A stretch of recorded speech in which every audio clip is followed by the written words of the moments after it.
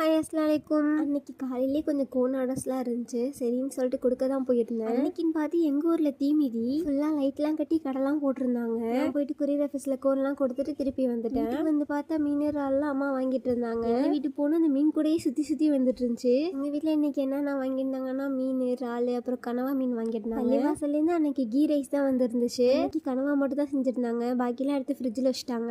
அதையும் தெரியல, இந்த மீன் மட்டும் எனக்கு ஃபேவரட் ஆயிடுச்சு. சரின்னு சாப்பிட்டு முடிச்சாச்சு. சாரி ப்ரீப்ளீட்டிங்க்கு தான் சாரீஸ் கொஞ்சம் கொடுத்துருந்தாங்க. நம்ம கிட்ட 3வது வாட்டி கொடுக்குறாங்க. அன்னைக்கு 5 சாரீஸ் கிட்ட கொடுத்துருந்தாங்க. காலையே கொடுத்தாங்க, நைட்டுக்குள்ள தாங்கன்னு சொல்லிட்டாங்க. நம்மளும் ரெடி பண்ணி வச்சாச்சு.